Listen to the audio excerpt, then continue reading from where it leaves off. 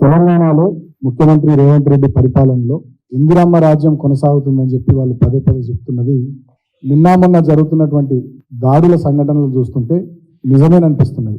ఇందిరమ్మ రాజ్యం అంటేనే ఎన్కౌంటర్లు, రక్తపాతం, ఎమర్జెన్సీ, చీకటి రోజులు, ఆకలి చావులు, కాల్చివేతలు, కూల్చివేతలు, ప్రశ్నిస్తే దాడులు, అదేవిధంగా ఎదిరిస్తే కేసులు, జైలు జీవితాల నిర్బంధాలు. ఇది ఇందిరమ్మ రాజ్యం. ఆ రాజ్యాన్ని పూర్తి స్థాయిలో ఇవాళ ముఖ్యమంత్రిగా ఉన్నటువంటి రేవంత్ రెడ్డి కొనసాగిస్తున్నాడని చెప్పి నిన్న మొన్న జరుగుతున్నటువంటి సంఘటనలు చూస్తే అర్థమవుతా ఉంది. సీనియర్ జర్నలిస్టు శంకర్ అని చెప్పి న్యూస్ లైన్ ఆర్గనైజేషన్ తెలంగాణ పత్రిక వాళ్ళు నడిపిస్తారు. ఆయన పైన పథకం ప్రకారం మొన్న దాడి చేసి ఆయనను హత్య చేసే ప్రయత్నం చేశారు రేవంత్ రెడ్డి మనుషులు. ముఖ్యంగా ఈ దాడికి సంబంధించి 21వ తారీఖు నాడు సాయిరామ్ రెడ్డి అని చెప్పి ఈయన Hastinapuram Congress party division president అయినటువంటి శశిధర్ రెడ్డికి అనుచరుడు. ఇదంతా ఎల్బీ నగర్ అసెంబ్లీ నియోజకవర్గానికి సంబంధించినటువంటి కాంగ్రెస్ పార్టీ నాయకులు వీళ్ళు. సో గతంలో మల్కాజ్గిరి పార్లమెంట్ సభ్యుడిగా రేవంత్ రెడ్డి ఉన్నప్పటి నుంచి వీళ్ళంతా రేవంత్ రెడ్డికి సన్నిహితులు. ఇక్కడ ఈ సాయిరామ్ రెడ్డి అనేటటువంటి వ్యక్తి సీతక్కతోని అదేవిధంగా ముఖ్యమంత్రి రేవంత్ రెడ్డితో దిగిన ఫోటోలు కూడా స్పష్టంగా ఉన్నాయి. ఇక్కడ మధ్యలో ముందు రోజు శంకర్ వాళ్ళ సీనియర్ జర్నలిస్ట్ శంకర్ వాళ్ళ ఆఫీస్ దగ్గర వాళ్ళు రెక్కి నిర్వహించినటువంటి సీసీటీవీ ఫుటేజ్ కూడా చాలా క్లియర్గా ఉంది. అంటే పథకం ప్రకారం కాంగ్రెస్ పార్టీకి చెందినటువంటి గూండాలు సీనియర్ జర్నలిస్టు శంకర్ను హత్య చేసే పని చేశారు. దానికి ఒక పన్నాగం సీసీటీవీ ఫుటేజ్లు కూడా మేము సోషల్ మీడియా వేదికగా కూడా అందరికి పంపించినాం. అన్నీ కూడా బయటకు వచ్చినాయి. పథకం ప్రకారం ఒక బైక్ వెనుక నుండి ఒక 2 మహిళలు వచ్చి ఆయన కారును గుద్దినట్టు చేసి ఆయనతోని గొడవ పెట్టుకున్నట్టు చేసి వెంటనే ఒక ఆమె ఫోన్ చేయగానే 1 నిమిషం లోపల 10 మంది చుట్టుముట్టి ఆ చుట్టుపక్కలనే రెడీ ఉండి వీళ్ళంతా వచ్చి ఆయనను విపరీతంగా కొడుతుంటే స్థానికులు అక్కడ ఉండే వాళ్ళంతా అడ్డుకొని ఆయనను కాపాడతారు. ఆయన యశోద ఆసుపత్రి సోమాజిగూడలో తీవ్ర గాయాల పాలై చికిత్సకు ఆయన చేరితే నిన్న మేమందరం కూడా క్రాంతి గారు, మేము చాలామంది నాయకులందరం కూడా నిన్న పోయి ఆయనను పరామర్శించినాం. చాలా తీవ్రమైనటువంటి గాయాలు కూడా అయినాయి.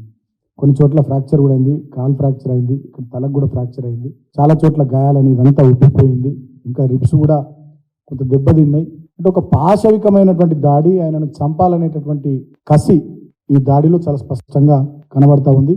నేను తెలంగాణ సమాజాన్ని అదేవిధంగా మొత్తం మీడియా సమాజాన్ని, బుద్ధిజీవులను, మేధావులను అందరినీ కూడా వేడుకుంటున్నా ఇటువంటి పాశవికమైనటువంటి దాడిని ముక్త కంఠంతో మనం అందరం కూడా ఖండించాల్సినటువంటి అవసరం ఉంది. ప్రశ్నించే వాళ్ళ మీద, తర్వాత వాళ్ళు ఇచ్చినటువంటి హామీలను గుర్తు చేసేటటువంటి వాళ్ళ మీద ఈ రకమైనటువంటి దాడులు చేయడం ఇది మంచిది కాదనేటటువంటిది అందరం కూడా ముక్త కంఠంతో మాట్లాడాల్సినటువంటి అవసరం ఉందని చెప్పి నేను తెలియజేస్తా ఉన్నా. నేను ఒకటే మాట ముఖ్యమంత్రిని అడుగుతా ఉన్నా, అక్షరంతో ప్రశ్నిస్తే ఆయుధంతో దాడి చేయడం మీ ఇందిరమ్మ రాజ్య పాలన, మీ ప్రజాపాలన అని వాళ్ళ ముఖ్యమంత్రిని అడుగుతా ఉన్నా. ప్రజల పక్షాన మాట్లాడితే, గొంతెత్తితే ప్రాణాలు దిగడమే మీ ప్రజాపాలననా, మీ ఇందిరమ్మ రాజ్యమా? నేను ముఖ్యమంత్రిని అడుగుతా ఉన్నా. ఇసుక మాఫియా, భూ కబ్జాలు, నిరుద్యోగుల సమస్యలు, అదేవిధంగా 420 మీరు ఇచ్చినటువంటి హామీలు, 6 గ్యారంటీలను మీకు గుర్తు చేస్తే వాటి మీద ప్రశ్నిస్తే హత్యలు చేసే పనులు పెట్టుకోవడమే మీ ప్రజాపాలన, ఇందిరమ్మ రాజ్యమా? ఇవాళ ముఖ్యమంత్రి రేవంత్ రెడ్డి తెలంగాణ ప్రజానీకానికి సమాధానం చెప్పాల్సినటువంటి అవసరం ఉంది.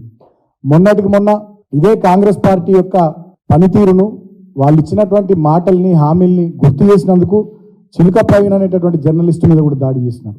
అదేవిధంగా ఇంకో జర్నలిస్టు రంజిత్ పైన సైబర్ క్రైమ్లో లేనిపోని కేసులు పెట్టినారు. అదేవిధంగా ఆకుల శ్రీనివాసరెడ్డి అని చెప్పి ఇంకో జర్నలిస్టు, సీనియర్ జర్నలిస్టు పైన అడ్డగోలుగా కేసులు పెట్టినారు. ఆయనకు కూడా ఫోన్లు చేసి బెదిరిస్తూ ఉన్నారు. ఇదే కాదు, రాష్ట్ర వ్యాప్తంగా వీళ్ళు గెలిచి 3 నెలలు కూడా కాలేదు, సుమారు 2600 పైచిలకు కేసులు బీఆర్ఎస్ పార్టీ నాయకులు, కార్యకర్తలు, మా పార్టీ సానుభూతి పరుల మీద జరిగింది. 3 నెలలు కూడా కాలేదు వీళ్ళు గెలిచి. ఈ ఇందిరమ్మ రాజ్యంలో, వీళ్ళ ప్రజాపాలనలో బీఆర్ఎస్ పార్టీ నాయకులు, కార్యకర్తలు, సానుభూతి పరులందరి మీద 2600 పైచిలకు కేసులు రాష్ట్ర వ్యాప్తంగా నమోదైనవి.